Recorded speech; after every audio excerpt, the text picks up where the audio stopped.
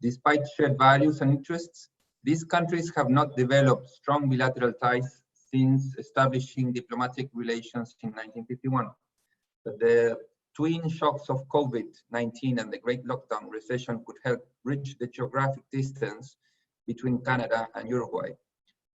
Though both countries have had relative success managing the coronavirus, the global crisis presents daunting external challenges such as protectionism, a weakening multilateral system, and rising poverty and inequality.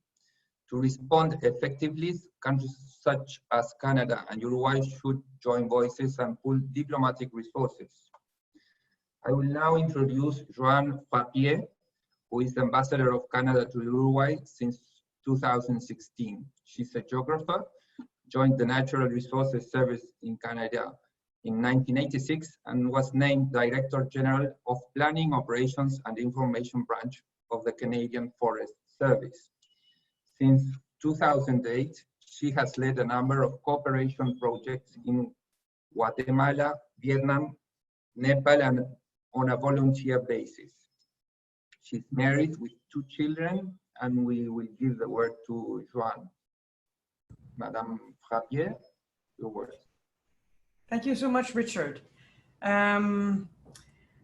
First and foremost, thank you so much to CESCOS and for the Wilson Center for organizing this, especially since, in a way, the topic of this subject is what keeps ambassadors awake at night or allow us to dream or just keep us busy. And so, you know, how to strengthen bilateral ties between our countries of origin and our host countries is really the job that we do. And I see on the screen that my Uruguayan colleague in Canada, Martin, has joined. And while Martin will not be speaking today, I can tell you that in many ways, Martin and I are 2 peas in a pod, and that we've been working together to strengthen the bilateral ties. And we do dream together, and we do have similar headaches, but it is a very fruitful partnership. And if we can now just convince our respective countries that there's more to do, I think we will have done our job. But anyways, so thank you so much for allowing me to share some of my musings, some of the perspectives that I've garnered in the last 4 years since I've been in Uruguay. I'm not a career diplomat. I am a geographer by training. I worked my whole life in Natural Resources Canada. And you will likely see in the comments that I will make that, as we say in French, le naturel revient au galop. My 35 years or so working in natural resources will kind of transpire in the words that I will share with you. So what I will do today is I'm going to plant ideas. They're not well thought out. They're not well developed. They're just ideas. And really, I think in order to strengthen any kind of relationship, whether it's between 2 countries or 2 individuals, the first thing you need to do is to get to know each other. You need to set the table, then you need to dream together, think about the possibilities, and eventually go into action. So hopefully some of these seeds I will plant today will start conversations, and then we'll see where we go from there. I hope as well that they won't sound like rhetoric. And I hope as well that you won't think these are lofty, unattainable endeavors. But I am an optimist at heart. And what I've seen in the past 4 years, and with, you know, some of the content that I will share with you in a minute, I really do believe that there is an opportunity for us to strengthen the bilateral ties, whether political, whether economical, or whether social. And I'll get into that in a minute. So in order to set the table and to allow, you know, to put some food on the table and to seed conversation, I need to share with you a couple of facts. So did you know that there is more than 9,000 kilometers that separate our 2 capitals? But that in fact, Montevideo and Ottawa are closer than Montevideo and Madrid. Yet, there is a definite bias toward Europe. Canada is almost 10 million square kilometers, and Uruguay just under 200,000. 38 million people, almost 38 million people live in Canada and 3.5 in Uruguay. Notwithstanding the presence of our native peoples in Canada, both our countries were built on immigration. So we are both countries with a lot of immigrants. In both our countries, there's a lot of fresh water, and much of our borders are on water as well. Now, on the more substantive things, Canada and Uruguay share common values in human rights, the rule of law, democratic governance, respect for the environment. We support multilateral institutions, peacekeeping, and the importance of open market and inclusive trade. We have enjoyed diplomatic relations since 1951. Canada has an embassy in Uruguay, and Uruguay has an embassy as well as 2 consulates in Canada. According to the census, there were close to 7,000 Canadians who claim that they have full or partial Uruguayan ancestry, but we know that the community is about 20,000 strong. While in Uruguay, we believe that we have about 500 Canadians that live here on a permanent basis. And with COVID, we learned that we had at least 3,000 or 300 that were stranded here that came and visited their family during the Uruguayan summer. And I'm happy to report that most of them are all gone back to Canada. 7,500 Canadian tourists visited Uruguay in 2017. I don't know what the number is the other way. Uruguay, as a member of the Mercosur bloc, is hoping to conclude the FTA negotiations with Canada, and Canada is also looking forward to finish the negotiations and sign on the free trade agreement. Our bilateral trade is modest. In 2019, bilateral merchandise trade between Canada and Uruguay totaled $145 million. Canada exports almost $80 million to Uruguay, while our imports are $65 million. Total stock of Uruguay investment in Canada in 2018 was $1.3 billion. And the Canadian direct investment in Uruguay was $1 billion. And we're seeing that growing, I think, with the new developments around legalized cannabis and medical cannabis. Last fact, which is very important for us, that Uruguay graduated to a middle to high income country in the eyes of the OECD in 2017, and as a result cannot receive development funds. And so that kind of sets the table and offers us opportunities to rethink, how we can work together. More recently, at the national level, both countries have worked together or side by side on the following efforts: restoring democracy in Venezuela, promoting the full participation of women in peacekeeping missions, addressing women, peace and security societal issues, learning from each other on the implementation of laws and regulations for the legal distribution of recreational cannabis, working towards the development of digital nations being a collaborative network of the world's leading digital governments with a common goal of harnessing digital technology to improve citizens' lives. This is actually what I spent my whole career doing before I came here, so I find this particularly important. So as you can see, we're already working together, and there are likely other initiatives that I'm not aware of. But as you can see with the list that I've just shared with you, there's already a lot of possibilities out there, and open minds will be able to see what that provides the two countries. On the commercial side of things, I've seen Canadian companies be successful in Uruguay in the areas of biotech, banking, fisheries, software development, logistics, R&D in medicinal cannabis, as well as clean tech. In these fields and others, I know that we can do better. So looking at opportunities, So here is where you will hear the geographer in me come out loud and clear. So one thing that I believe Uruguay has going for itself, it's location, location, location. When I arrived 4 years ago, people kept saying to me, Uruguay is a small country and, we've got these two big neighbors. And for me, right away, what I saw was a country which is not necessarily in the geographical center of Southern Cone, but close to it, and has waterways that allows you to penetrate from Montevideo deep into the Southern Cone. And to me, that provides a comparative advantage to Uruguay that might not exist otherwise. And with today's telecommunication networks, and in particular with the telecommunication networks in Uruguay, size does not matter. The boundaries, the geographical and political boundaries are not important anymore.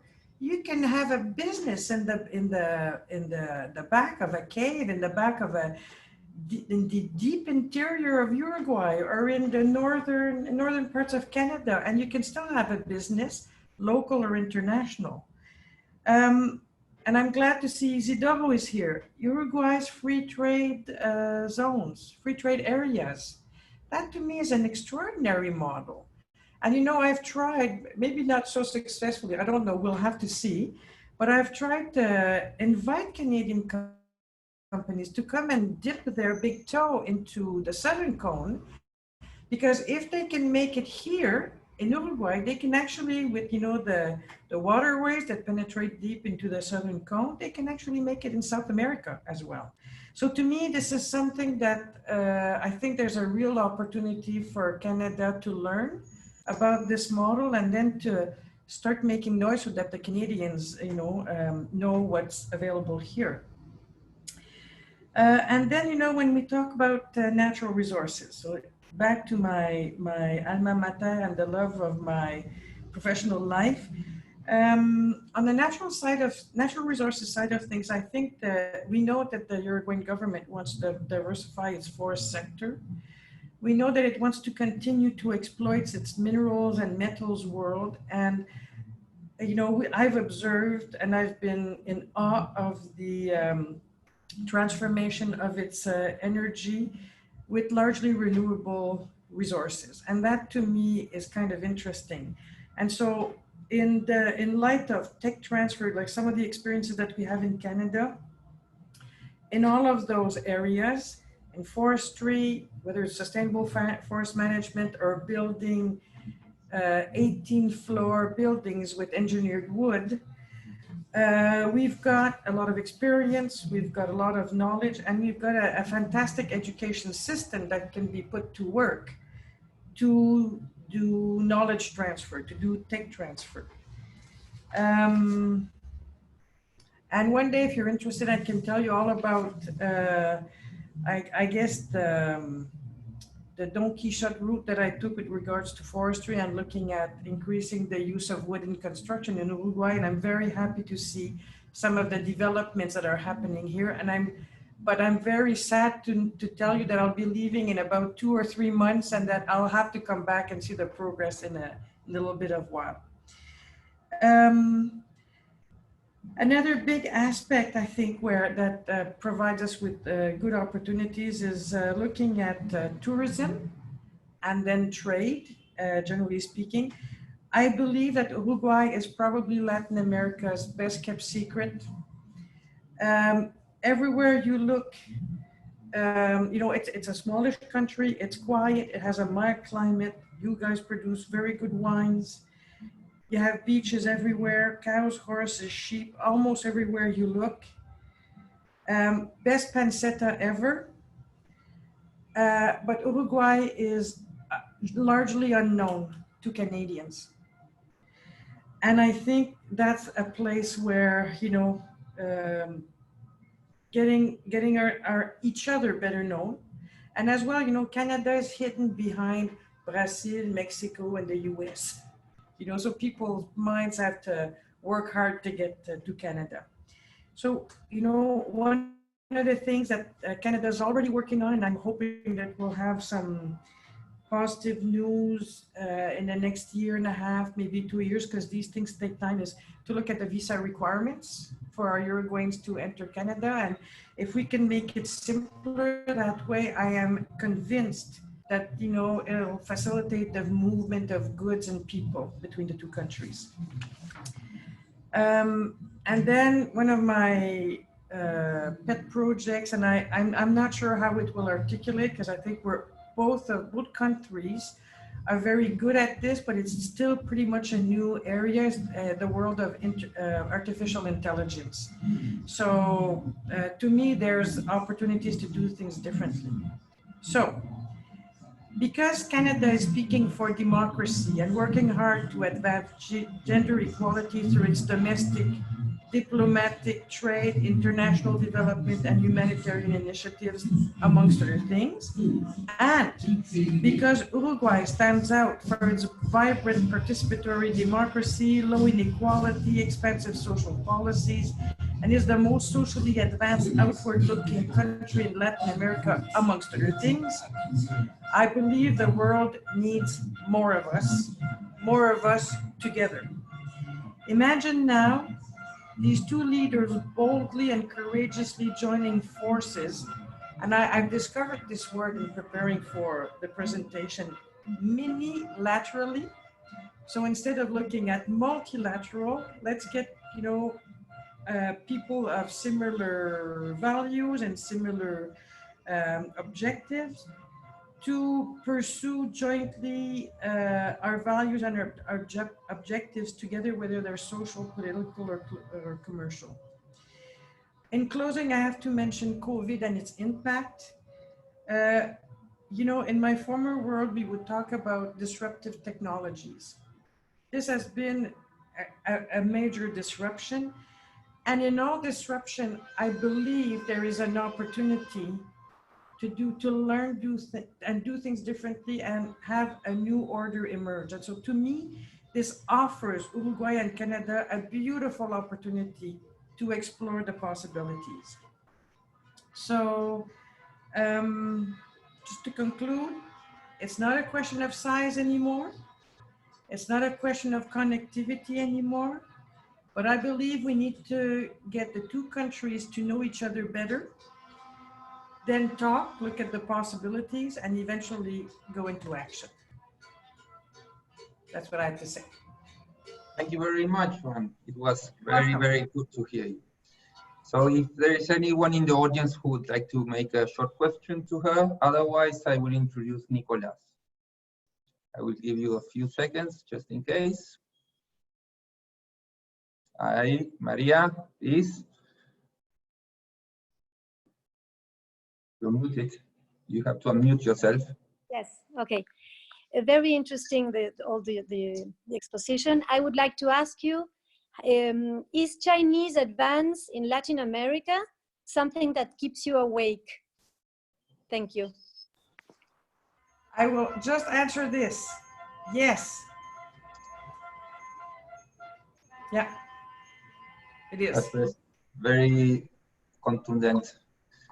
We have someone in the chat. Okay, Alicia. Nothing important. So, if it is okay with you, I will introduce Nicolás now.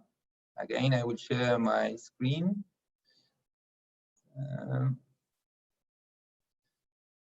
Okay.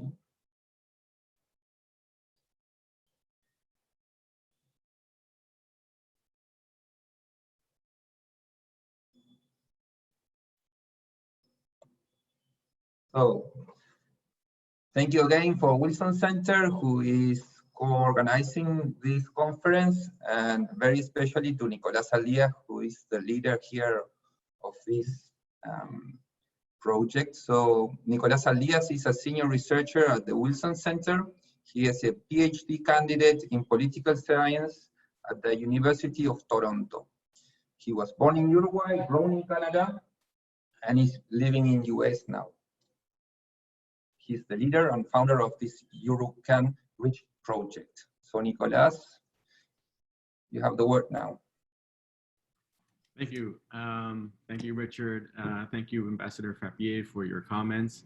And they dovetail nicely into what I will be discussing in my presentation today.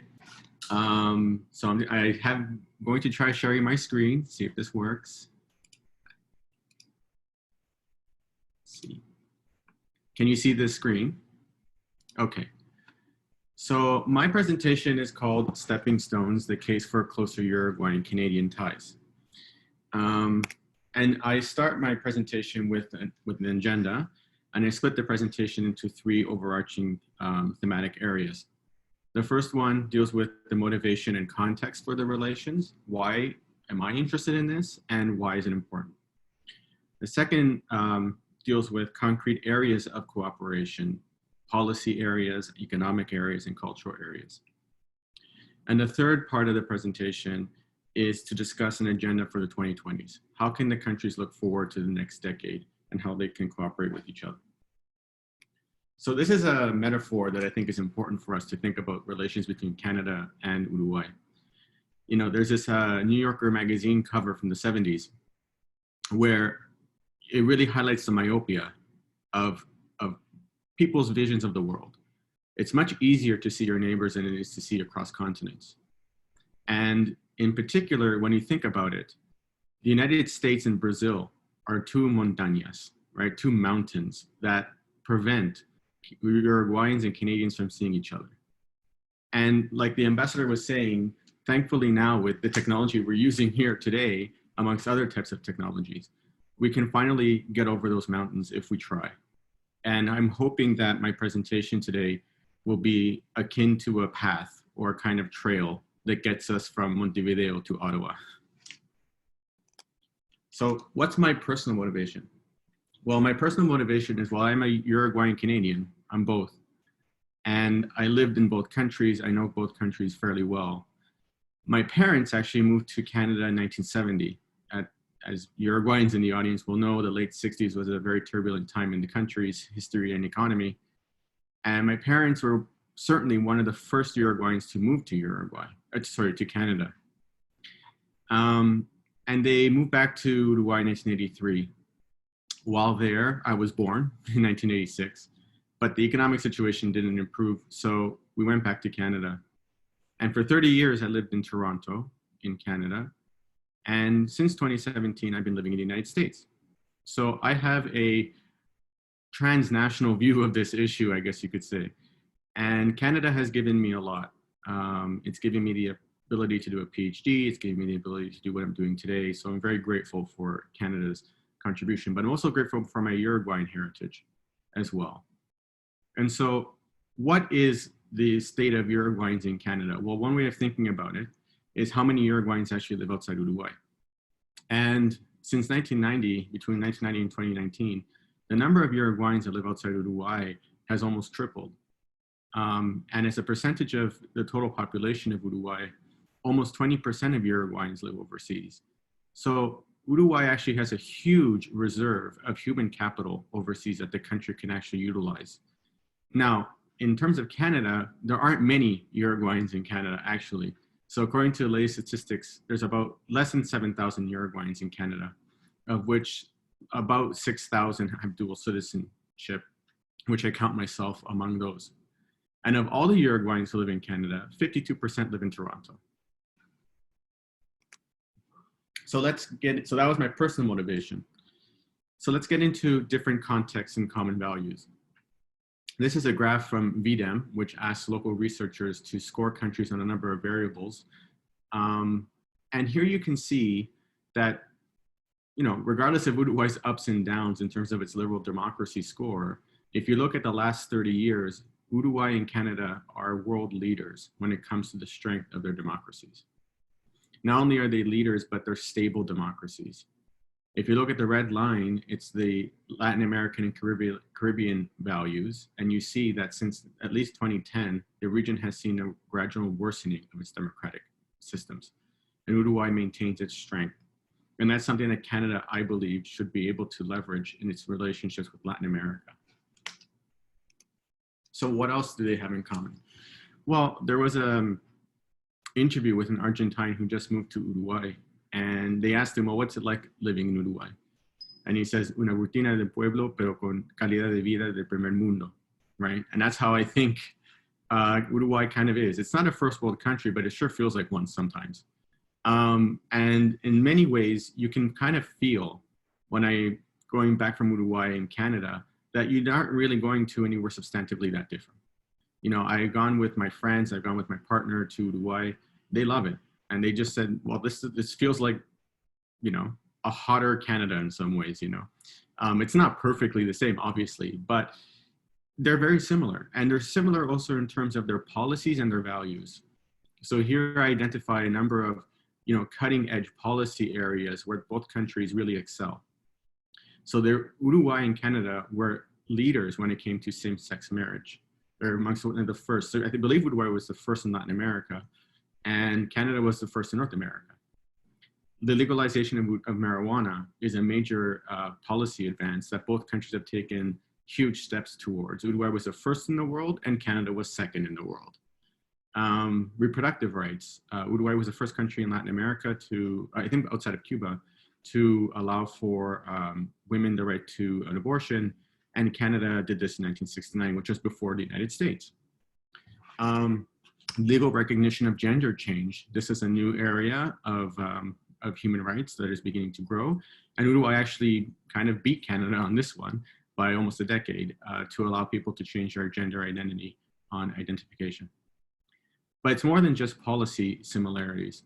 It's also that they have similar societies in some ways. What's notable is that both countries have the lowest level of inequality in their respective regions. And what's even more surprising is how close they actually are. So if you see the Gini index, Canada's Gini and Uruguay's Gini are actually pretty close, which is quite surprising. The other thing that really stood out to me is Pew data regarding how many people in our societies are considered to be secular, or people who are atheist, agnostic, or unaffiliated. And both countries, about a third of the population are what I would consider to be secular people, which is extraordinarily high in Latin America for Uruguay, which really sets the country apart and goes back to the legacy of Varela and Fascismo and everything, which I think most people in the audience understand very well. But also something in Canada as well, that Canada has also seen a very rapid and important secularization process, especially in the province of Quebec, which is something that I think should be a research project actually for somebody to do. Maybe not me, but someone else. And another area where the two countries stand out regards their global rights for workers. Sorry, the human rights for workers. And this is an index of how well workers' rights are protected. And as you can see in the little corner over there, the little green dot is Uruguay. And that means it's one of the world leaders when it comes to protecting labor rights. And right behind Uruguay is Canada. Canada is in the yellow. And every other country in the Americas isn't doing so well, as you can see. So you can see that the two countries are actually very similar on a number of variables. The question is, how can you leverage those similarities to turn it into something more substantive? Here's another graph. The ambassador was talking about COVID-19, and I'm happy she brought it up, because here you see an important graph. And what this graph shows you is state capacity, as I see it. What the graph is telling us is how many tests that are done are positive, and the lower the score, the better, not the higher. Because it suggests that the country is doing enough testing to actually catch people who have COVID-19. And you can see that there are three distinct groups in the Americas. There's really good countries who are doing a good job, which is Canada and Uruguay. And you can see they're very close. You have middle countries, Chile and the United States, which, you know, are very similar also. Then if you think about Uruguay and Canada being similar, I think Chile and the United States would be similar in a similar way. They mirror each other. And then you have Argentina and Mexico, right, who aren't doing very well. And you can see that I think this is a pretty good index of state capacity, how well these countries are able to regulate their societies, how well they're able to tackle systemic problems, and how strong their institutions actually are. And I think here again, Uruguay and Canada are much more similar than they're not, especially in regional context. And for some additional information here, the EU, the European Union, only allows Canadians and Uruguayans to enter Europe, right? So again, this is another parallelism that I think is really important to highlight. So moving on now to more concrete items. I divide the next part into kind of 4 ways of thinking. What is a short term? What's the medium term? What's the long term? So the short term, I think, is what the ambassador was identifying, which is, you know, getting people to know about Uruguay and getting Uruguayans to know about Canada.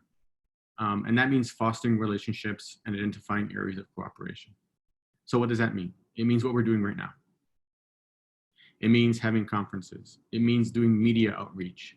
It means writing working papers, inviting academics, inviting artists, inviting people to come into both countries, to create an awareness that these 2 countries exist, that they're not just on the map, but they actually are very similar places. The next step is the medium term. Once you establish those relationships, you have to leverage them. And you have to advance in cooperation on concrete items. So once you identify those concrete areas of cooperation, you have to then actually follow through. And that means, of course, deepening diplomatic, economic, cultural, and academic linkages. The specifics obviously are to be determined, but this is the view. Then the long term. Well, what's the point? What's the point of having this relationship? Well, the point is that Canada and Uruguay, as the ambassador was saying, Uruguay is this hidden gem of Latin America. Well, it is. And I think the view that Canadians should have of Uruguay is as a stepping stone for regional integration and development. Uruguay is too small for a Canadian firm to think of this as a market for them to have huge investments, build a factory. That's not what Uruguay is. Uruguay is a stepping stone. Uruguay is a way for Canadian firms to enter into Latin America on what we can call friendly territory, meaning it's a country where it's relatively easy to do work. It's a country where it's relatively easy to know who to talk to. And it's a country also, very important, that Canadian business and can find people who know how to deal with Brazilians, to know how to deal with Argentinians, who know how to deal with Paraguayans, right? This is not something that you just do. And so that kind of human capital that Uruguay has and can offer foreign investors is something that Uruguay should be leveraging. And so the meta goal, if you think about it overall, is to create a common global and democracy enhancing agenda. So a way of not just, you know, economic integration, but thinking about this from a deeper, more values-oriented foreign policy. Both countries share similar values, and they should do everything they can to advance and reinforce those values. So those are my 3 short-term, medium-term, long-term goals. So let's get into concrete policy areas. The first one is Punto de encuentro, which is immigration. This is an area where both countries actually should have an interest in working together upon. So the new president, Luis Lacalle, says he wants to receive migrants from all over the world, right? He wants 100,000 Argentines, and he wants, you know, 300,000 people to come, etc. Well, how do you do that? Well, the thing is, it's possible. I don't know if Uruguay can actually do those numbers. Those are very ambitious numbers, but it's not impossible. And one of the reasons why Uruguay can do this is, if you can see in the graph, Uruguay's per capita income relative to Latin America is really beginning to diverge. Uruguay is, as the ambassador stated, a high income country now, according to the World Bank. And that divergence between the region and Uruguay is becoming more stark. And if you pay attention to the news in Uruguay, you see many, for example, Argentinians are moving to Uruguay now, or they want to move to Uruguay. Why? Well, because the economy is better, because the government is stable, because of the rule of law, and a number of other and the quality of life is really good, relatively speaking. But Uruguay needs to be very careful. Uruguay is a small country. It has about 3.5 million people, which is about 10 times less than Canada. And the process of immigration is not one that can only be done in a static way. It has to be dynamic. And this table from the Migration Policy Institute shows Canada's changing relationship with immigration policy. It shows that as the needs for migration change, so does the approach. Uruguay can't just think about migration as a way to get labor. These people are going to come to live in Uruguay. These people are going to become Uruguayans. These people need to be integrated into the country. The question is, how do you integrate these people into the country? And that is not something that has one answer that will always work. Things will change. And I think this table really represents how that change over time happens. Depending on what type of migrants you get, you have different types of policies. Uruguay needs to make decisions regarding what type of integration policy it wants. Does it want to be more American styled, or does it want to be more Canadian styled, which is a more multicultural approach? And if you do that, well, how does that look? And I think here is where Canadians could really help Uruguay.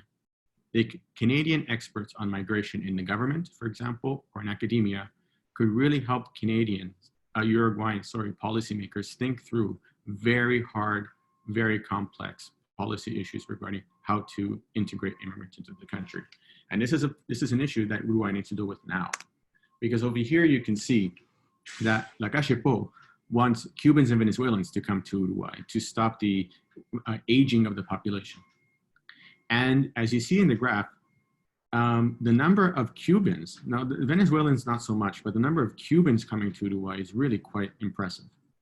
You can see that almost 50% of all people who have applied for residency in Uruguay or have been accepted to get residency in Uruguay are Cubans.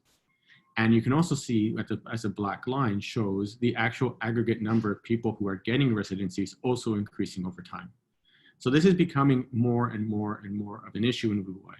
How do you integrate these people into the country?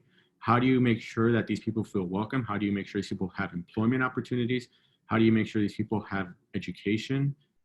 A whole bunch of other issues. And I know that it's a very controversial one because at the same time, you have to ensure that your own population that who was there before also gets access to these things. And how to square the circle on that is not easy. And as we know, Uruguay has limited fiscal capacity. So it's even harder to do this, but it's necessary. And so again, I think this is an area where Uruguay and Canada can work now. This is something that they can do now to help each other figure out how to have a human rights oriented immigration policy. So moving on to more economics, Uruguay is a stepping stone to Mercosur. That's how I would say it. That's how I would frame it.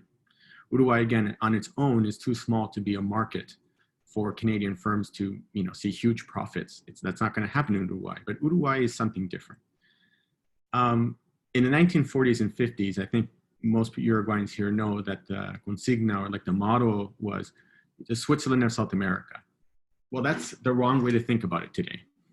Uruguay needs to be the Singapore of Latin America. It needs to start thinking in a different way. It needs to be competitive, it needs to be integrative, and it needs to be open to the world. Uruguay is an entreport for the region. It is a place for people to come and to invest to access the rest of Latin America. It's not enough to be Switzerland anymore. You have to be Singapore. And I think Uruguay has the ability to do that. So here is a number of things. First, in the map, you can see this is from Uruguay 21, which is Uruguay's trade organization. 70% of Latin America's GDP is within striking distance of Uruguay. That's enormous. Sao Paulo, Rio de Janeiro, Santiago, Buenos Aires. These are huge markets that Uruguay could easily access through a number of ways. For example, there's lots of flights between these regions. The ambassador was talking about river systems that you could enter into the Paraná, for example, or Rio Uruguay. This is something Uruguay needs to really focus on and see itself as an entry point. And this is actually very good for Uruguay as well, because the type of jobs that would come from that type of investment are high quality, high paying jobs. We're talking about headquarters, regional headquarters, service-based industries, etc. And this also needs to be tied with an immigration policy, right? Because Uruguay doesn't have enough people to satisfy all the jobs that are necessary. So importing people or allowing people to come to the country with work permits, for example, would be absolutely essential to any kind of program to make the country a center for technology and for investment in the region. And another thing Uruguay needs to do, which is not, this is difficult for Uruguay because Uruguay can't do it on its own. It's free trade agreements with Canada. So as the ambassador was discussing, there are negotiations between Mercosur and Canada for a free trade agreement. And why is a free trade agreement necessary or important? Well, if you look at the graph I created, room for growth, Latin American exports to Canada per capita, you can see that countries in Latin America who have free trade agreements with Canada have seen their exports per capita grow substantively since 2000. Mercosur has not. And so if Mercosur wants to grow its access to the Canadian market, it's possible. It just needs to do it in a way that allows Canadian firms to feel comfortable investing in the region. And a free trade agreement with Canada, I think, would be absolutely essential for Uruguay's goal to become a center for regional integration for Canadian firms. It's absolutely necessary. The good thing is that the ambassador was also saying that Uruguay has already existing laws that are very welcoming for firms to invest in the country, like the Ley 15.921, Ley de Zonas Francas from 1990. And it's been quite successful. You have Zona America, you have Aguada Park, you have Zona Franca Florida, and Zona Franca Parque de Ciencias. And actually, I just saw today that Google is investing $100 million in Parque de Ciencias for a data center. And so, you know, there is hype, there is excitement about Uruguay, and this is the moment for the government to really take advantage of that. So let's think about Uruguay in regional and global contexts. So Uruguay, this is a very Latin American thing. Uruguay is regionally competitive, but a global laggard, right? So Uruguay is very competitive within the region, but on a global level, it's still way behind where it should be. And so it's not good. I think Uruguayans have this view that, well, we're good in the region. Well, then that's good. It's not good enough. We have to be good in the world. And in order to do that, we need to invest in a lot of things. So the one thing that Uruguayans have that's really good is our institutions. We have really good, strong institutions. We have a strong rule of law. We have stable party systems. We have also very strong bureaucracy relative to the region. As you can see here, this is from the World Economic Forum. Uruguay's institution score is much higher than the Latin American average. So this is a very comfortable place to be for Uruguay to get foreign investment. Uruguay's skills, the population's skills, does lag behind what we would consider a high-income developed country, but it is still ahead of Latin America. So but Uruguay cannot rest on its laurels on this one. It needs to work to make sure that its education system is up to snuff. It needs to make sure that Uruguayans are getting the best quality education possible. And I think this is an area, again, where Canada can help Uruguay to think forward of how to do education reform. Now, I'm not going to go into that in this conversation, but I think it's an absolutely necessary condition for Uruguay to advance economically. The final thing that I noticed was Uruguay's financial score is actually quite low. Uruguay's financial system is not as strong as it should be. Uruguayans do not borrow in their own currency. They borrow in US dollars often, which is a big problem for the country's solvency. And this is something that I think Canada can help, in a sense that Canada's financial system is one of the world's strongest. It's well regarded for that reason. And there are Canadian banks in Uruguay. I believe Scotiabank is a major bank in the country. And so there is room for the two countries to cooperate on how to create the best financial systems for the region. Now, the next thing I want to talk about is, oh, sorry, can I go back 1 second? And one thing here that I want to point out is that Uruguay's competitiveness is actually more apparent today than it was even a year ago. And I say that for two reasons. Number one, because as I mentioned earlier, the COVID-19 response of the government was so effective. You know, Uruguay is getting a lot of good coverage globally regarding how well the government has been able to control its COVID-19 response. The other thing is that erstwhile stable countries in Latin America are no longer stable. And I think principally of Chile. In 2019, Chile saw an enormous social uprising that kind of did a lot of damage to the idea that Chile was a stable country.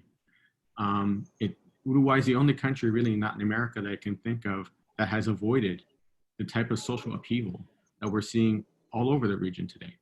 So this is, again, another advantage for Canadian firms and other firms, international firms, to invest in Uruguay. And this is something Uruguay needs to make sure it maintains. It's not something given by God. It has to be something that Uruguay works towards. So what's another area that Uruguay and Canada can really work upon? And I think one area, it's, you know, marijuana, cannabis. This is a great opportunity for both countries. So according to this forecast, by 2024, the global cannabis spending will reach $64 billion. As legalization advances throughout the world, this is a great opportunity for Uruguay and for Canada to cooperate, because both countries were world leaders when it came to the legalization of cannabis. And if Uruguay was able to capture 10% of that $64 billion, it would be Uruguay's largest export by far, right?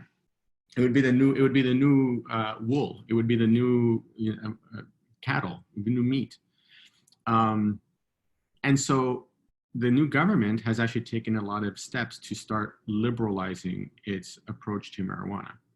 The Lacachepot has recently passed 2 decrees that make it easier to export and to categorize marijuana in order for it to be exported. So this is a good first step. And I think one of the reasons this is important is because Canadian firms are some of the largest investors in Uruguay's cannabis sector. And one of the reasons why they were kind of hesitant to go into Uruguay's cannabis sector was because of these bureaucratic barriers. And now the government is starting to deal with those problems, and I'm hopeful that it will allow for greater Canadian investment in Uruguay's budding cannabis sector. So this is a quote from Nathan Meissen, a CEO of Diplomat Consulting, who works on cannabis in Canada. And he says that, you know, the opportunity is for us to help steward a better, more fruitful, more sensible cannabis policy worldwide that creates opportunities for Canadian, American, Uruguayan, and Colombian businesses to take their expertise to the world. This is something Uruguayans and Canadians have to think about, that they are the world leaders. They're experts in this area. They need to work together to create common regulatory frameworks. I think this is one way of thinking about it. Since they're global leaders and since they are the first amongst the first, it's incumbent on them to think about, how do you regulate cannabis exports? How do you regulate cannabis production?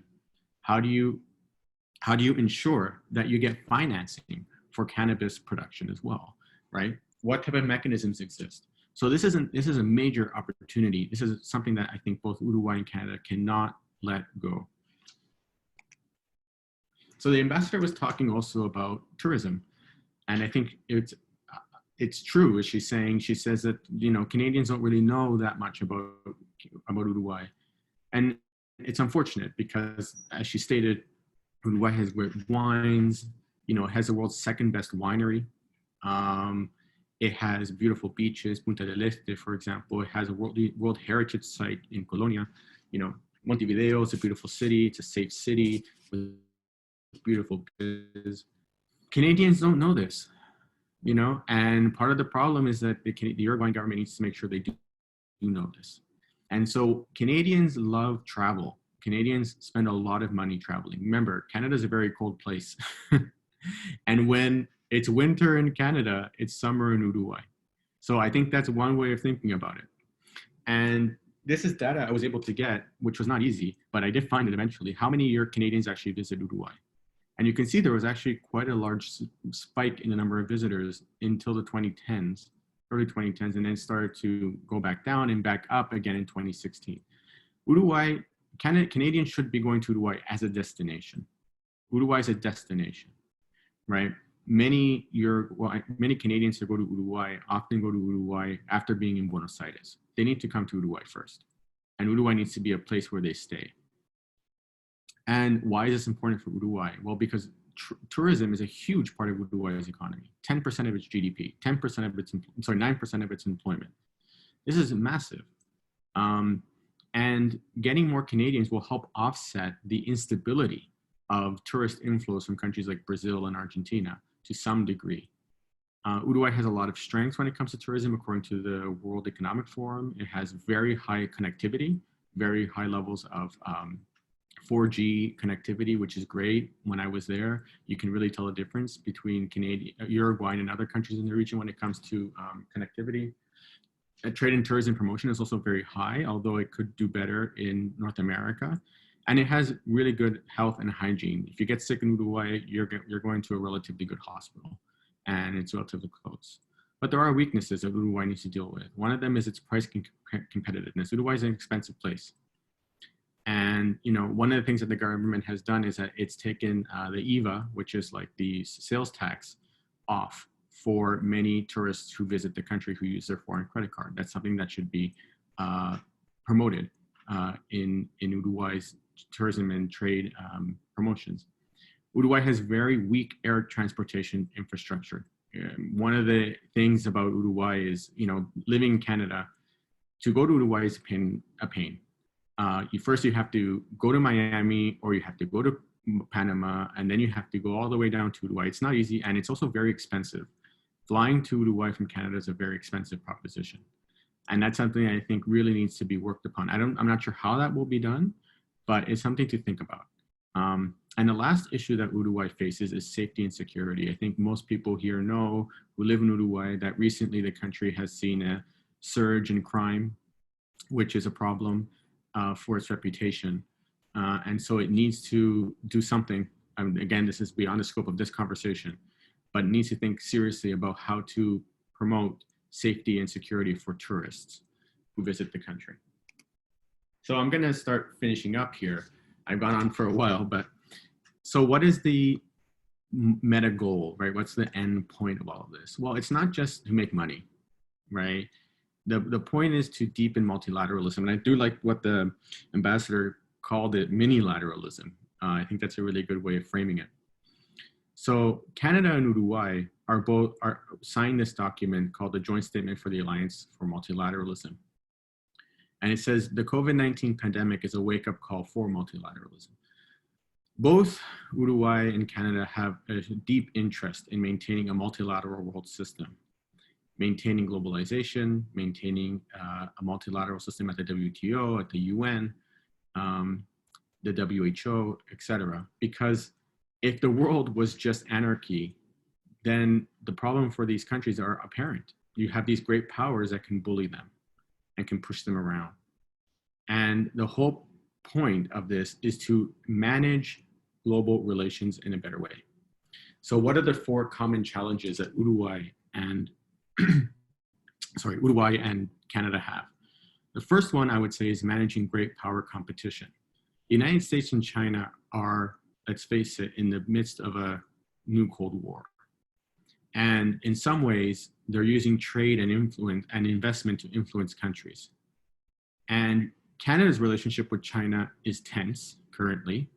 And its relationships with the United States can be tense at times now as well. Uruguay is a small country that's very susceptible to Chinese influence. China is now its biggest export market. And so what I think is necessary for a country like Uruguay and for Canada is to diversify their trade relationships, and they have to do that with each other. Because if you diversify your trade relationships, you also reduce your dependence on great powers. And that gives you some level of geopolitical autonomy that I think is necessary for these countries in the next 10 years. Another common challenge is their COVID-19 response. Both countries have done very well so far in controlling their COVID-19 outbreaks. And I think they can work together on research and development in this area. Uruguay has proven itself to be very good at, for example, developing its own tests. How Uruguay can maybe export, its tests to Canada was not a bad idea. How it could give the technology. These are things that, could happen between the two countries.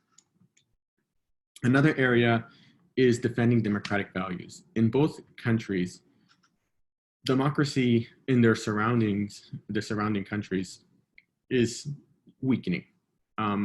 This is something that's very problematic for both countries because when you have less democratic countries, you have less stability.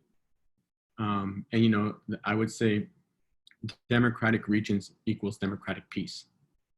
And these countries have a vested interest in ensuring that democracy in the region, in their regions and in the Americas in general, is as strong as possible. Now, how they can do that is again, up for discussion. But the one thing I will say is that they are models for other countries to look at in the region. They have avoided hyperpolarization. And I think this is something that, again, a joint cultural and academic exchange can help deepen understanding of why that's the case and how that can be transplanted to other countries in the region. And finally, promoting trade and inclusive growth. I think that's pretty self-explanatory. So just to conclude, what are the three things that we should be looking at? So one, again, is build awareness amongst foreign policy leaders and business in both countries for their common goals and shared agendas. What are they? Make sure that they see más allá de la montaña, they see each other and that they understand each other. Then it's to build cross-cultural relations by picking low-hanging fruit, right? So consulting for best practices in immigration policy, promoting tourism and cannabis regulation, and academic and cultural exchanges. And finally, the end goal should be consolidate bilateral relations by making Uruguay a touchstone and gateway for Canadian foreign policy and business in Latin America. And here's my contact information. Thank you so much for the opportunity. Well, Nicolás, that was a thorough presentation. I'm sure many people have questions. Right now, I will introduce Pedro Izarn, who is the Executive Director in CESCOS. Pedro. Well, thank you so much. My name is Pedro Izarn. As Joe says, we at CESCOS are very, very proud to co-organize with the Wilson Center and the Canadian Embassy in Montevideo this wonderful seminar. We have had two impressive presentations. Nicolás, it was fascinating, simply fascinating. Listen, your presentation. I have a question and a comment. My question is how to get an expertise on immigration, to trade immigration policies and expertise from Canada to Uruguay.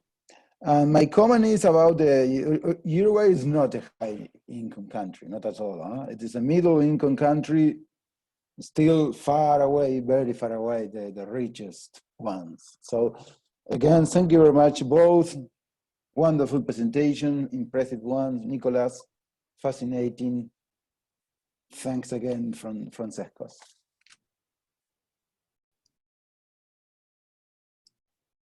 Should we respond or should we wait for other questions? You can respond, yes, Nicolás, thank you. Okay, so in terms of, I think the ambassador can speak better to this than I can regarding how to actually implement these ideas. But I think, one way I can think about this immigration question that you raised is, again, to tap into the extensive academic networks in Canada, to bring people who have expertise in, for example, multiculturalism, who have expertise in immigration policy, to come to Canada to do, again, this is the short term. This is to build linkages, to build networks, to build trust. You guys can do it at CESCOS, other institutions in Uruguay can do it as well. There's a lot of synergy here. The government in Uruguay wants to increase immigration. Well, this is a good time to do it. You guys are at the beginning, Uruguay's at the beginning of its immigration policy. It's very similar to what Canada was in the 70s in some ways, in the 60s. You want lots of migrants to come in to provide a workforce for you. Well, this is an opportunity for Uruguay to leverage an already existing model and how to think about it in dynamic terms. Maybe Joanne has any comment, or Ambassador Vidal also?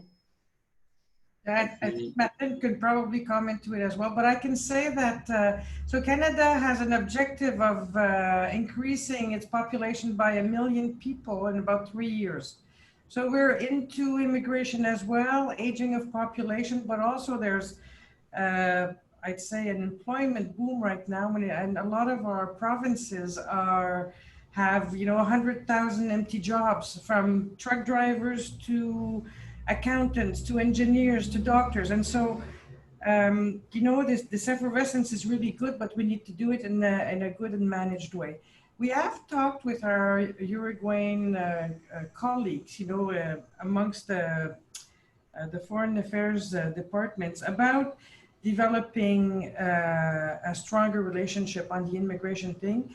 And, you know, life happened and I think we haven't moved on it, but they had, you know, in light of our experience, for example, with welcoming the Syrian refugees, because we welcomed about 25,000 people in a very short time. You know, we have planned to exchange information about how we went about it, who were the actors involved, and I think there is an openness to exchange information, but finding the right interlocutors, the political will to actually open up the communication channels is often some of the issues that we have. But when I look at you know, Canada's immigration strategies, I think the numbers we wanted were higher, and I believe that we've come down and have reduced our expectations a little bit just because of what's required when you introduce large volumes of people in your country. It comes with not only practical challenges, but financial challenges as well, and cultural challenges. So I think it's probably incumbent on me to, you know, to speak to our colleagues in the Cancilleria to see how we can go forward on this. But clearly the learning that needs to be done on both sides of the continents is an opportunity for us to continue the chat.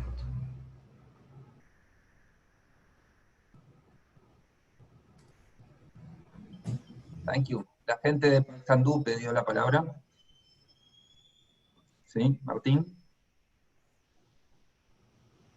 Muchas gracias. But you know what? I just saw Isidoro Dara raising his hand, and because I have maybe more comprehensive comment, I would love to hear him before I take the floor, if you don't mind. Yes, please.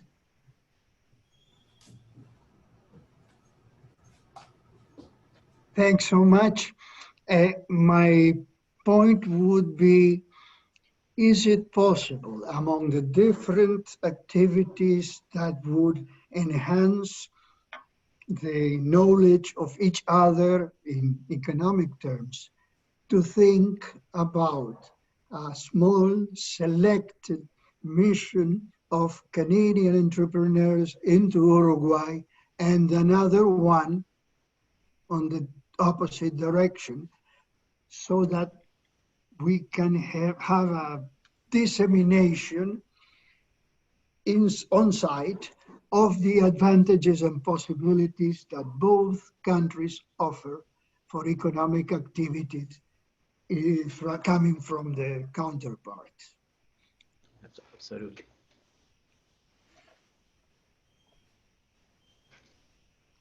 Okay. It's okay if I take the floor now? Go ahead. All right. So it's a pleasure to listen to and to be part of this conversation.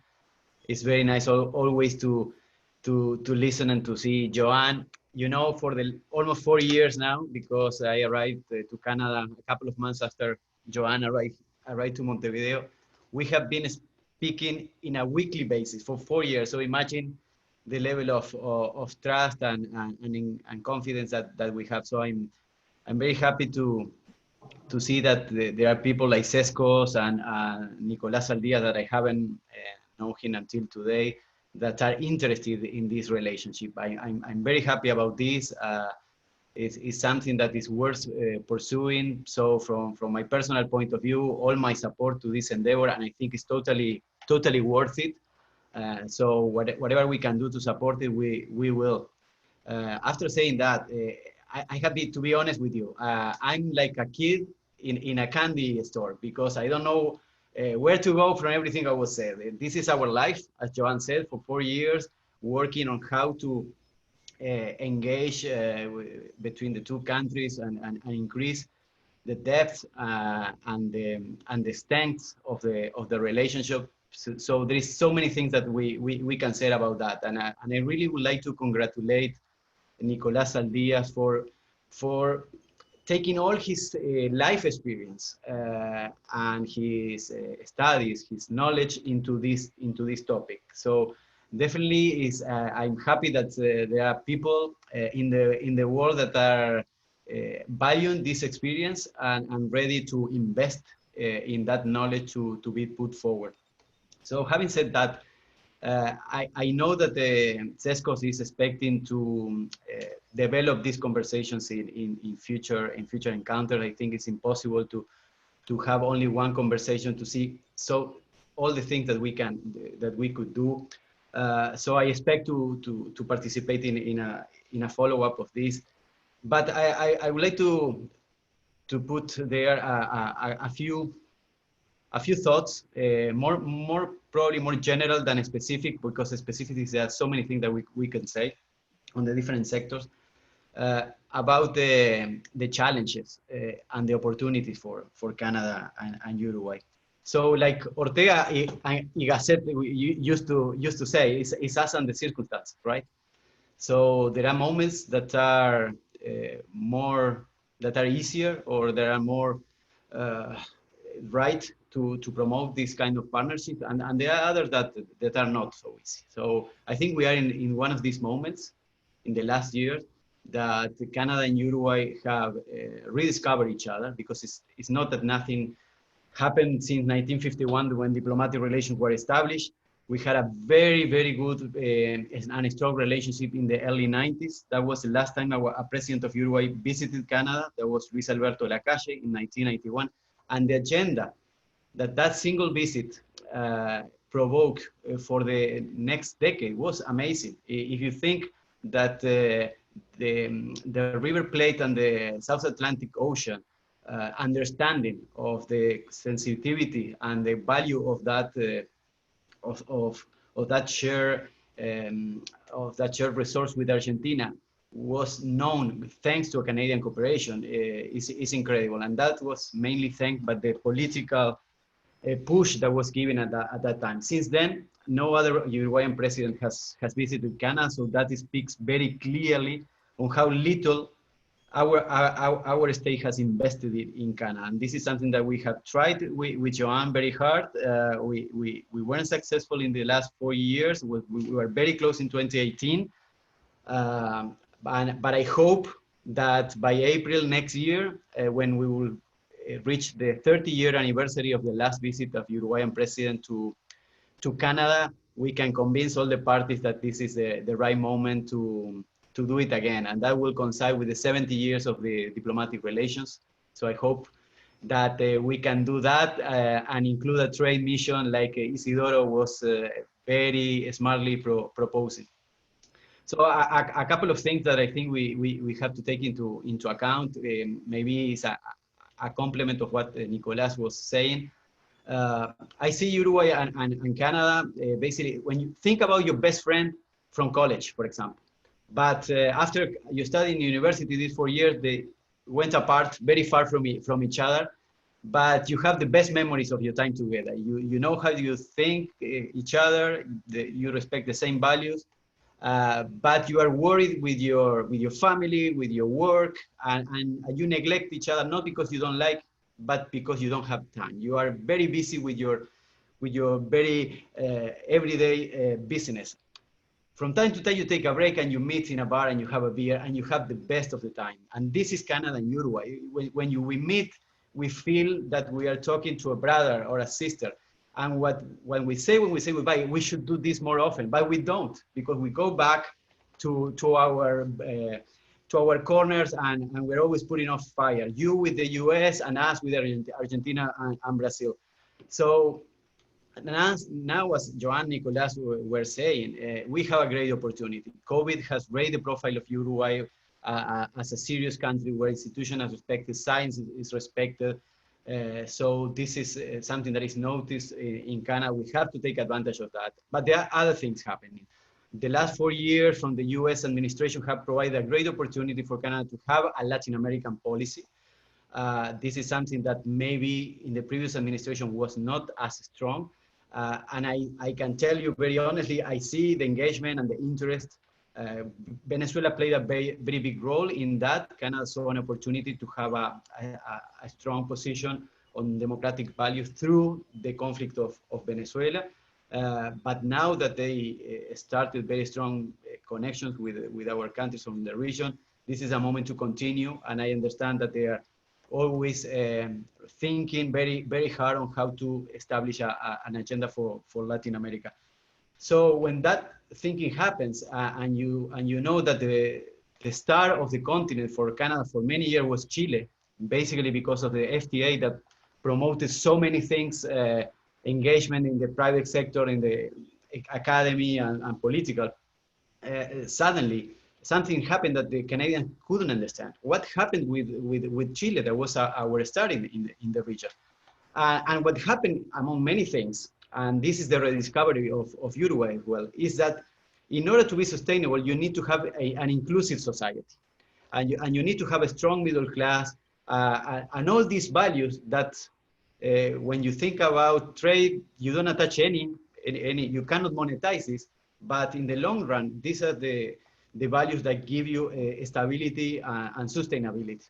So I feel that Canada is rediscovering Uruguay because of that as well. We wish the best for the Chilean model to come back strong, of course. But I think we have an opportunity there. There is also an area that Isidoro knows very well because he was posted there, that we get together very well for in historical terms. That is a multilateral arena.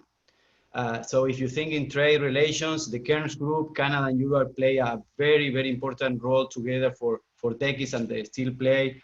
Nowadays with cannabis legalization in Vienna, our missions are working very closely in order to defend this new way of addressing the drug policy. In New York and Geneva, you name it, human rights, UN peacekeeping, as Joanne was saying, trying to be more gender balanced on that, and coming soon, hopefully, a children, peace and security agenda together, right, with the Romeo Dallaire Foundation.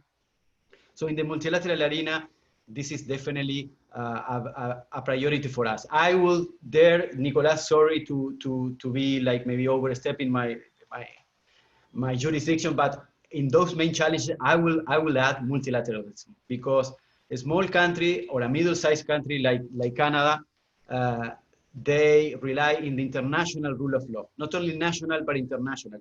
We are nothing without a strong multilateral system. The big neighbors will eat us for breakfast if we don't have a multilateral system. So yes, the US and China and navigating between both countries will be a challenge, a common one. But maybe one of the antidotes for that is a strong multilateral system that has been eroding dramatically in the last 4 years. And finally, on the cooperation side, that Joanne was putting this issue very well, there is a challenge. Since 2016, Uruguay was graduated from the OECD as high-income country among the developing countries. So this is a challenge because in the chip of Uruguayans, especially the Ministry of Finance, is that to develop many of the areas that we are not strong, we need international cooperation. But the international donors, they don't see us as they saw us in the 90s. So we need to be much more creative in order to find ways to work together. And what Joanne has been doing is an amazing job on bringing the capacity building angle to this equation in many areas of natural resources, but we can do that in immigration and others. We have a ANI fund with the IDRC, Canadian International Development and Research Center, that allows to bring academic graduated students and postgraduate students to Canada. And we have been underusing the fund. Incredibly, Nicolás, I don't know if you knew that, but the money is there, but there is nobody that is using it, or very small amount of people. So let's dig in a little bit on that. I recommend to talk to IDRC and ANI on this matter, because there are funds to bring people to Canada for a year, for 8 months, 9 months. We have been flexibilizing the criteria. So yeah, plenty to do. Thank you for providing this fora and putting this conversation to move forward. Thank you very much, Martin. That was very, very good. So I must inform you that Ambassador Frappier has another appointment, so she must leave shortly. So maybe you have something to say, Joanne. I guess the first thing I'd like to say is that I did not pay Nicolás to say any of the things he said. The fact that there was almost a perfect marriage between what I said and what he said, I guess has to deal with intelligence, being able to read between the lines and all that kind of stuff. But anyways, listen, I do have, I don't know what time it is, I do have to skedaddle in a few minutes. You know, as I said earlier, I'm not a career diplomat. And as I will be leaving Uruguay in maybe 2 months and a half, I will leave a big piece of my heart behind. I've discovered like-minded people. I've discovered people that have not just like the societal values that are similar to those of Canada, but strong family values, strong community values, which are very similar to those of Canada as well. So it goes, the links between the two countries go beyond the politics, go beyond the borders. And I found just like, and I'm from Quebec, I'm a French speaker when I go home. I found that I felt at home here. And with those basic conditions, like humans interacting together, with those conditions, it is the beginning of. So I'm leaving here, and I'm hoping a footprint that, and I've had impact in an interesting way. But I find that it perhaps is the time to reopen the kimono, as we would say, and start sharing much closer with our powers that be. If the FTA free trade agreement with Mercosur can be signed, then I think Isidoro will have a much better opportunity and enticement to get a traveling show going both ways. I've worked hard in Canada to convince the companies that, although I'm from Uruguay, that place that very few people know, it has, what I was selling to them was the region and not just necessarily Uruguay itself. Martin and I have had many conversations, and one of the things, that we've talked about recently is that, the world deserves more Canada and deserves more Uruguay, and they deserve us together, because I think we are making a difference, and I had a chat with a reporter recently, and he was interviewing me about Canada's race to the UNSC, for a seat on the UN Security Council, which we lost very eloquently. But he was saying to me, Joanne says, I think Canada's platform for the UNSC is kind of antiquated. And I think it's all to talk about gender and to talk about peace and security. And I said, me for one, and I think my country will never stop talking about it, because we're far from having achieved our objectives. And while it might sound repetitive, I think until we actually move the yardstick forward, I think we're going to continue working on these things. And from that perspective, I think Canada is here to stay. And I think it is incumbent upon us, not just at the political level, but at the grassroots level, in academia, in business, and in politics, and between people. I think it's incumbent upon us to help this happen. So before I give the word to Nicolás to do the wrapping up, I just want to share with you that we are introducing to this project Ruth Martinez, who is here with us today, and she's a a bachelor and master's degree in linguistics at McGill University and Université Montréal, Ph.D. candidate at University of Toronto. She grew up in Argentina, lived in Montreal, Quebec, and also in Toronto.